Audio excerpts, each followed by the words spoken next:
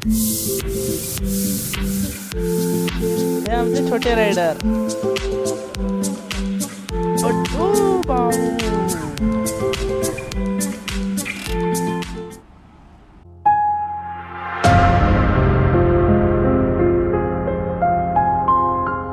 Guys, माझं नाव रोनक चव्हाण आणि माझ्या यूट्यूब चॅनलचं नाव आहे राईड सिनेमॅटिक.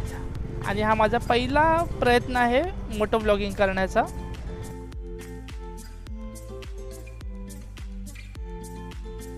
वेट करतो तस्मय यायची वाट बघतो आहे.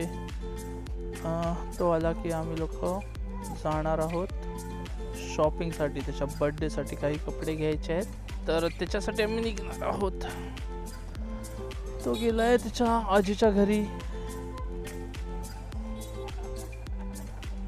हे आमचे छोटे रायडर. याच्याच बर्थडेची शॉपिंग करायला चाललोय आम्ही. ए टाकलू, पुढे बसला तर कसं दिसणार रे मग राईडच्या टायमाला?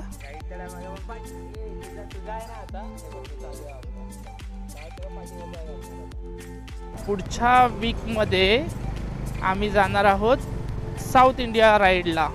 आणि जसं दरवर्षी आम्ही तस्मयच्या बड्डे निमित्त राईडला निघत असतो. जसं तो जेव्हा 3 वर्षाचा होता तेव्हा आम्ही राजस्थान राईड केली होती. आय थिंक तो जेव्हा 2 वर्षाचा होता तेव्हा आम्ही पहिली राईड केली होती ती कोकण राईड. त्यानंतर तेव्हा तो 3 वर्षाचा झाला, 3 इयर्सचा झाला, तेव्हा आम्ही राजस्थान राईड केली. तो 4 इयर्सचा झाला, त्या 4 इयर्सच्या बड्डेला आम्ही लास्ट इयर मीन्स आम्ही कर्नाटक राईड केली होती. आणि आत्ता आम्ही ही आमची 5व्या बड्डेची राईड आहे आणि ही सर्वात मोठी राईड आहे आमची. ऑलमोस्ट 3700 to 800 किलोमीटर्सची राईड आहे. आणि ही राईड आमची असणार आहे मुंबई ते कन्याकुमारी. आमची आयटनरी अशी आहे की आम्ही थर्सडेला इकडून इव्हनिंगला निघणार. इव्हनिंगला इन द सेन्स 3 वाजता वगैरे निघू आम्ही इथून. आणि आम्ही जाणार पहिले पुण्याला 1 दिवसाचा हॉल्ट घेणार. त्याच्यानंतर आम्ही तिथून निघाल्यानंतर आम्ही जाणार आहोत पुण्यावरून जेवढं जमेल तेवढी राईड करून ट्राय करणार आहे आम्ही की आम्ही किमान हुबळीपर्यंत तरी पोचण्याचा प्रयत्न करू. डिपेंड्स, कारण की आमच्याबरोबर तस्मय असतो त्यामुळे आम्ही रश ड्रायव्हिंग किंवा एखादा टार्गेट ठेवून त्या टार्गेटलाच पोचायचाच प्रयत्न करायचा असं काही आम्ही कधी ट्राय नाही केलं आहे. शक्यता आम्ही जमेल तेवढी राईड करतो. आम्हाला वाटलं की नाही आता इथून पुढे थोडं होत नाही आहे किंवा थोडं हॅक्टिक होतं आहे किंवा तस्मईला त्रास होतो आहे किंवा त्याला कंटाळा आला नाही, तो कंटाळत नाही. तो हवं तसं किती त्याला गाडीवर बसवा, त्याला काहीच फरक पडत नाही. तर मोठी 400 किलोमीटर 500 किलोमीटर असं कधी खेचत नाही. जास्तीत जास्त 300 किलोमीटर, ॲप्रॉक्स 350. त्यानंतर आम्ही हॉल्ट घेतो. तर ह्या टायमाला तेच जसं म्हणालो की आयटनरी अशी आहे की आम्ही इथून मुंबई टू पुण्यावरून आम्ही जमल्यास हुबळीला पोचण्याचा प्रयत्न करू.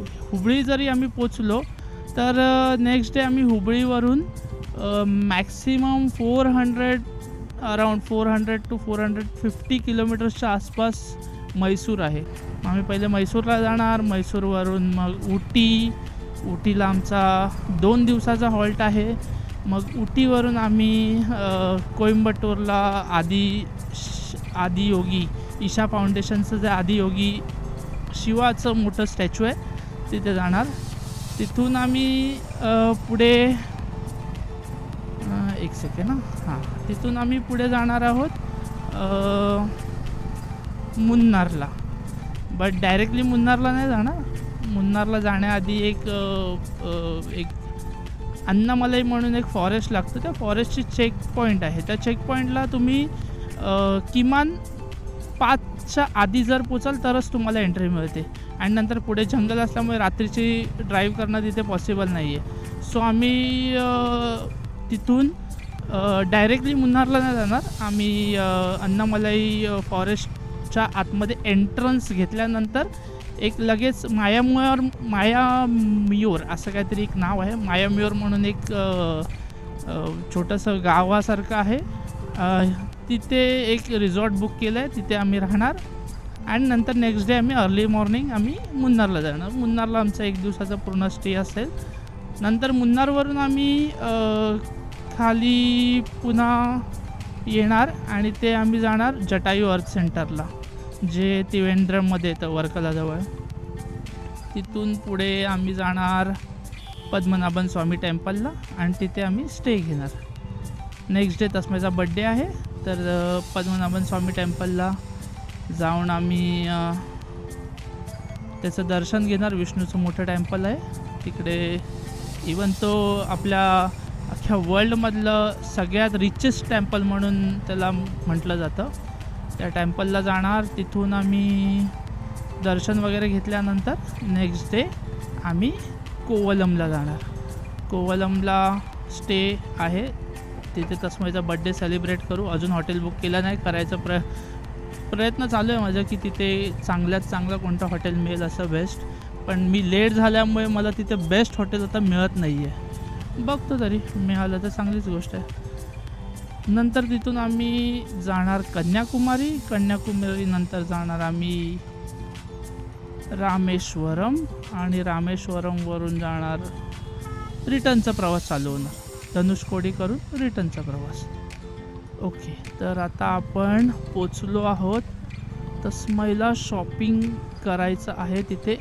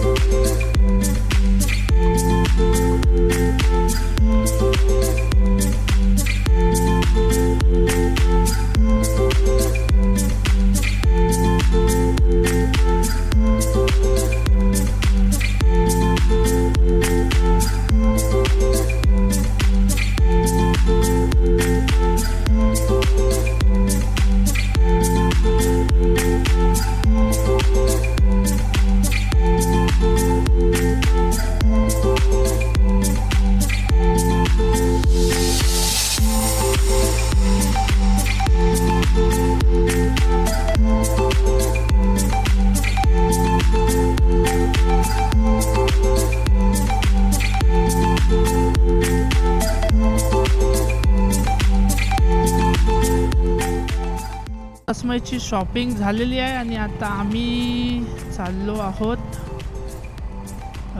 आपल्या टॉप बॉक्स बघण्यासाठी.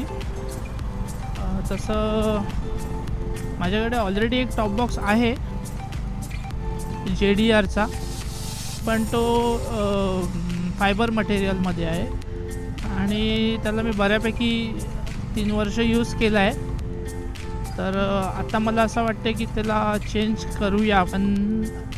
ॲल्युमिनियममध्ये JDRचाच एक टॉप बॉक्स बघितला आहे मी.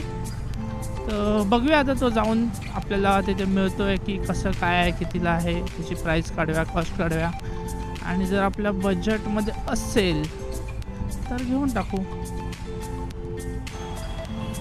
आणि माझा जुना JDRचा जो फायबर मटेरियलमधला टॉप बॉक्स आहे तो मला सेल करायचा आहे. कोणाला हवं असेल तर मला सांगा. मी त्याला 2-2.5 वर्ष यूज केला आहे, पण तो रेग्युलर यूजसुद्धा नाही केला. फक्त राईडला जातानाच यूज करायचो मी. जास्त त्याला कंटिन्युअसली यूज नाही केलं आहे.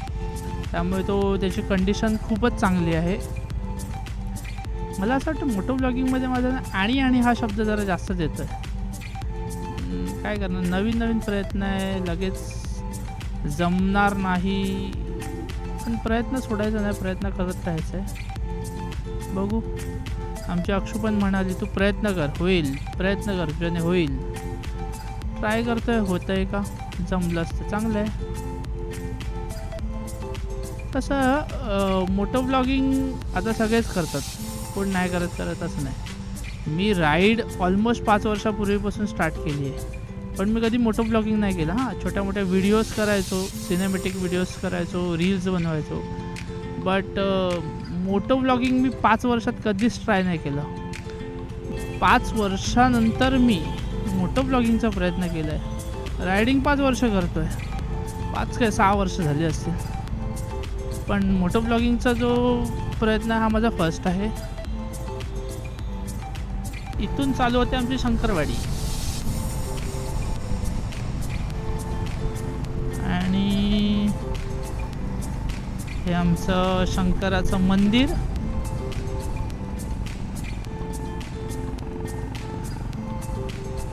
आणि इथे आमचं गणपतीचं मैदान. बाईकच्या वगैरे बऱ्याचशा ॲक्सेसरीज इथेच मिळतात. संडेला तर इथे बरीच गर्दी असते. खूप लोक इकडे काही ना काय आपल्या बाईक्समध्ये मॉडिफिकेशन किंवा काही चेंजेस असतील ते करण्यासाठी इथे खूप लोक येतात. आम्ही पण बऱ्याचशा गोष्टी ह्या इथूनच घेतलेल्या आहेत. हे बघा, ही एवढी गर्दी, हे सगळं काही ना काही मॉडिफिकेशनसाठी चाललेले आहेत सगळे. JDRचा जो ॲल्युमिनियमवाला टॉप बॉक्स आहे यांच्याकडे अवेलेबल आहे, मिळतो का बघा.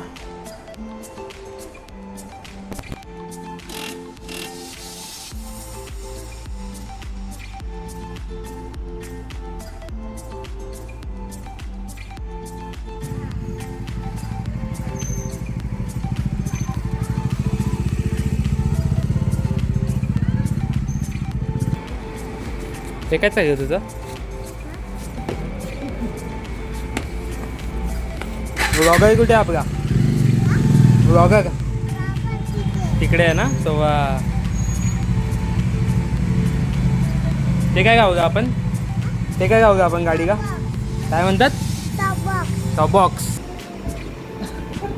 गणपती बाप्पा.